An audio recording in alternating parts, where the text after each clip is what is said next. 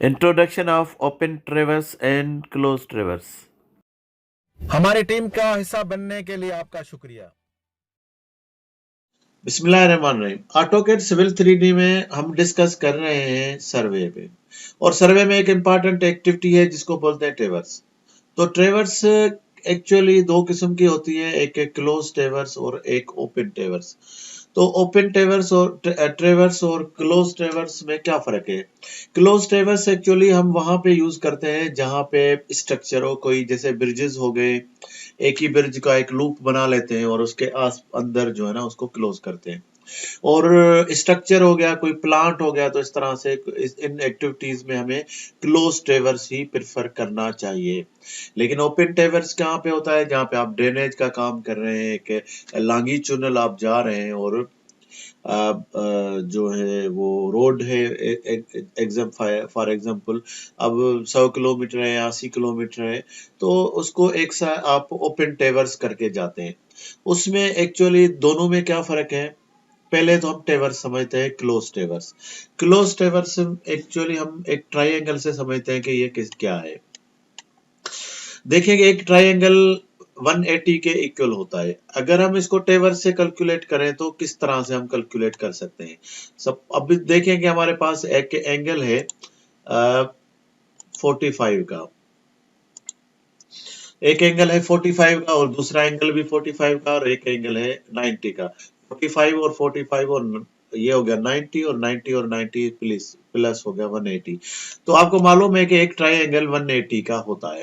लेकिन अगर ये ट्रेवर्स से ये एंगल हम लेकर आए हैं तो हम किस तरह से, हमारे तीन एंगल है, हमने एक ये एंगल लिया, एक ये एंगल लिया, एक ये एंगल लिया, तीन एंगल है, तो इसको कैलकुलेट किस तरह से करते हैं? एक्चुअली ये होता है कि ये जो हमें y की वैल्यू तब मिलेगी जब हमारे पास जो टोटल नंबर ऑफ एंगल होंगे, टोटल नंबर होंगे। हमारे पास 1 2 3 नंबर है इससे ट्राइंगल में, तो जो टोटल नंबर है उसमें से आप 2 माइनस कर दो ऑलवेज। कितने भी आप 100 है तो 98 हो जाएगा, 50 है तो 48 हो जाएगा, 15 हो जाएगा तो 13 हो जाएगा। यानी आपने नंबर से जितने भी एंगल्स लिए उसमें 2 माइनस कर दे, तो आपके पास बच गया 1। तो y की वैल्यू जो हो गई वो 1 हो गई।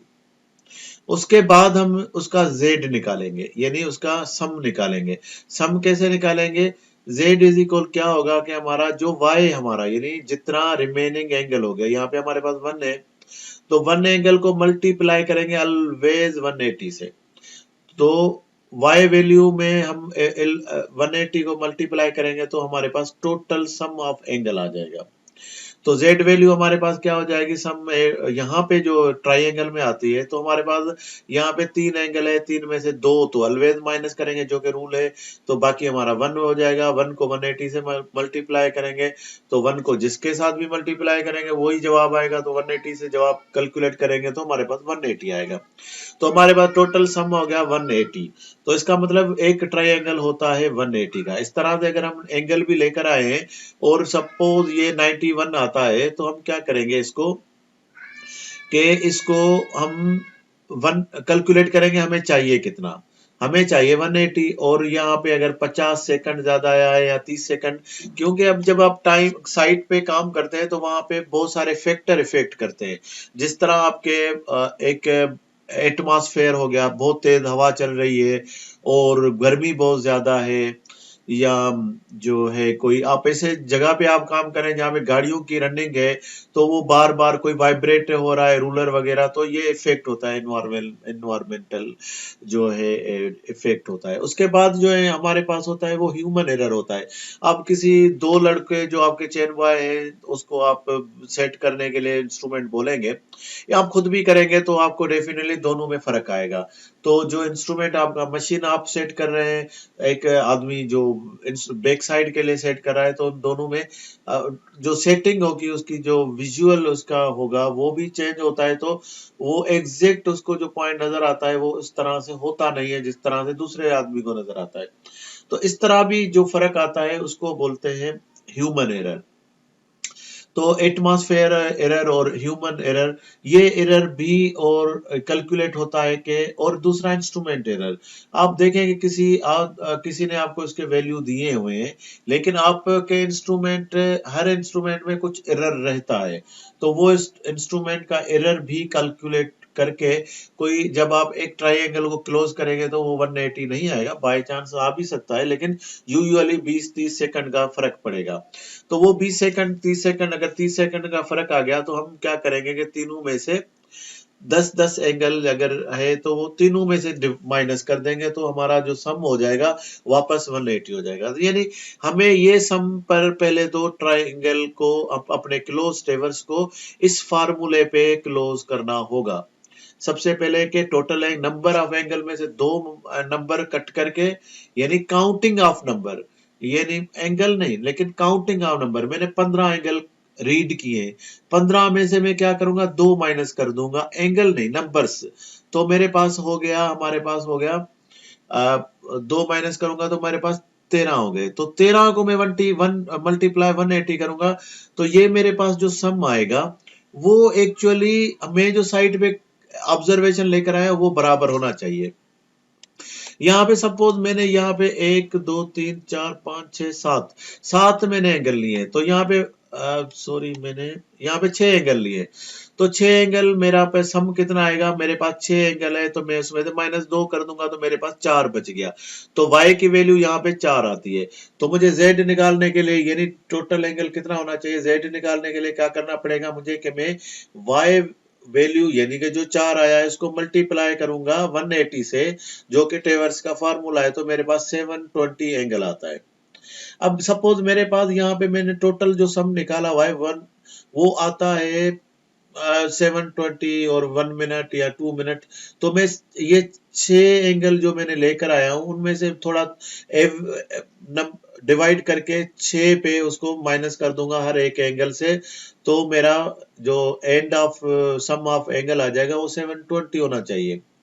तो यहाँ पे देखें मैंने 6 एंगल लिए, फिर उनको डिवाइड करके मैंने ये कैलकुलेट कर दिया है कि मेरा अब जो सम आ रहा है, ये सपोज मैंने यहाँ से मैंने काम शुरू किया और यहाँ पे मैंने जाके क्लोज किया, इन सब का सम मेरा कैलकुलेशन के हिसाब से 1 2 3 4 5 6 6 -2 तो 4 हो गया, 4 जरा 180 1 मल्टीप्लाई 180 करेंगे तो 720 होना चाहिए। अब यहाँ पे मैंने ये सब कैलकुलेट सब एंगल कैलकुलेट करके मैंने इनका सम निकाला है, तो 720 से थोड़ा ज्यादा आ रहा है, तो मैं वो माइनस करके और सब में से थोड़ा उतना एक एक माइनस कर दूंगा जितना भी आ रहा है।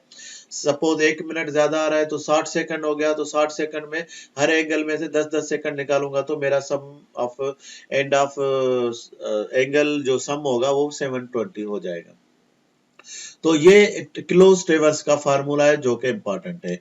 ओपन टेवर्स में इतना कुछ जरूरी नहीं होता है। यहाँ पे क्या होता है कि हमारे पास एक बैक साइड होती है ओपन टेवर्स में।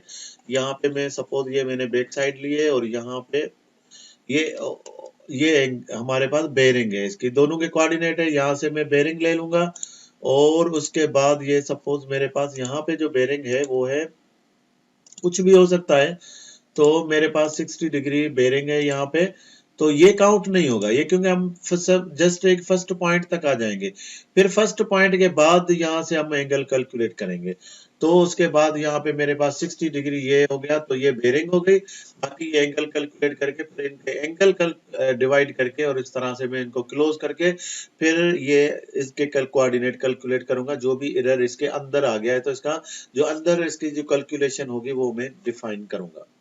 तो इस तरह से मेरे दो पॉइंट होंगे और इस तरह मैं इसको क्लोज कर सकता हूं वापस आके।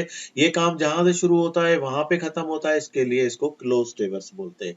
तो अब आ जाते हैं ओपन टेवर्स। ओपन टेवर्स में क्या होता है कि हमारे पास 3 पॉइंट होते हैं, यानी एक बहुत बड़ी लाइन है, 1 2 3 या 5 10 किलोमीटर, तो यहाँ पे मेरे पास 2 पॉइंट जिस जगह पे भी होंगे तो वहां पे मैं इनका मैं काम शुरू करूंगा वहां से, और फिर मैं इनके एंगल लेके लेके और जाके मैं लास्ट में जितने भी एंगल आएंगे, तो अभी ये मैं समझे कि मैं एंगल लेके जा रहा हूं और यहाँ पे मैं जब इनको कैलकुलेट करूंगा अब ये मेरे पास कोऑर्डिनेट आने चाहिए। तो अब यहाँ पे देखें कोऑर्डिनेट आपके पास नहीं आ रहे, कोई ना कोई फर्क होगा, जैसे मैंने बताया कि कितने फर्क हो सकते हैं, तो वो सारे atmosphere, human error, instrumental error, तो ये सारे कैलकुलेट करके मेरा एट द एंड ये कोऑर्डिनेट नहीं आएगा कभी भी। तो इसको क्या करूंगा कि मैं इनको डिस्टेंस पे डिवाइड करूंगा।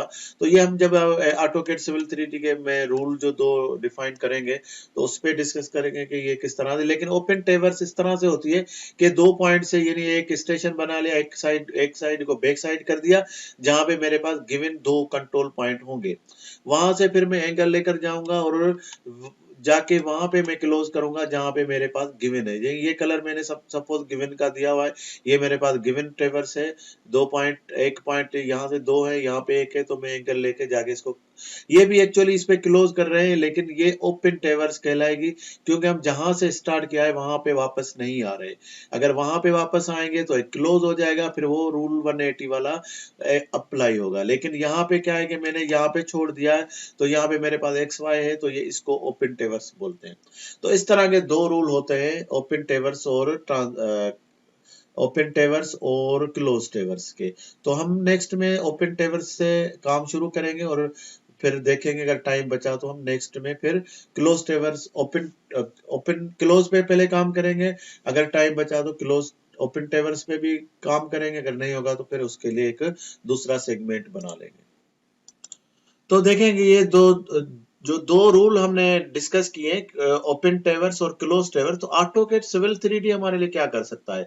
जी हाँ, ऑटोकैड सिविल 3D क्या करेगा, इसने एक अलग से एक ऑप्शन दिया हुआ है टेवर्स का।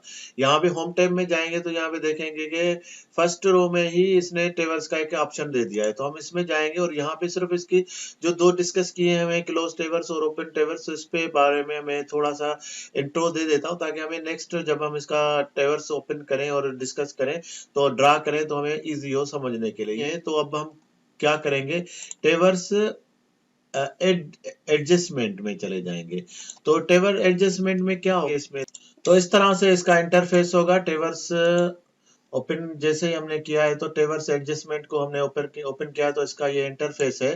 तो देखेंगे हम, हमारे पास कितने ऑप्शन है इसको एडजस्ट करने के। हमारे पास 4 ऑप्शन है। ये एक्चुअली हम 2 ऑप्शन यूज करते हैं, एक कंपास ऑप्शन है, एक ट्रांजिट ऑप्शन है।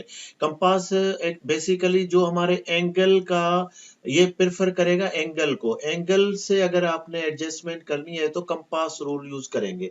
अगर आपने, क्योंकि अगर आपने बिल्डिंग और इस तरह से आपने बिल्डिंग या ब्रिजेस, जैसे हमने क्लोज टेवर्स के लिए बात किया, तो इस तरह से अगर आपको ज्यादा एक्यूरेसी चाहिए तो आप एंगल को, यानी कंपास सिस्टम को आप प्रेफर करेंगे, उस पर आप एडजस्टमेंट जैसे करवाएंगे। लेकिन अगर आपने, यानी आपने लॉन्गिट्यूडनल एक लंबे डिस्टेंस में आपने किया हुआ है, तो वहां पे ट्रांजिट रूल ज्यादा प्रेफर किया जाता है। लेकिन डिपेंड करता है, वहां पे भी आप एंगल, आप देखेंगे आपने जो एटमॉस्फेयर जिसमें सर्वे किया है उसमें आपका एरर डिस्टेंस में आ रहा है, आ सकता है, तो आप ट्रांजिट रूल से इसको एडजस्टमेंट करें। नहीं है, अगर आप समझते हैं कि मेरे पास कुछ एंगल एरर हो सकता है, तो आप इसको क्या करें कि कंपास रूल से आप एडजस्टमेंट करें। तो हम नेक्स्ट में देखेंगे कि हम किसी एक ऑप्शन को यूज कर लेंगे। तो फिर मिलते हैं नेक्स्ट सेगमेंट में और एक टेवर्स और क्लोज टेवर्स पे डिस्कस करते हैं। हमारी टीम का हिस्सा बनने के लिए आपका शुक्रिया।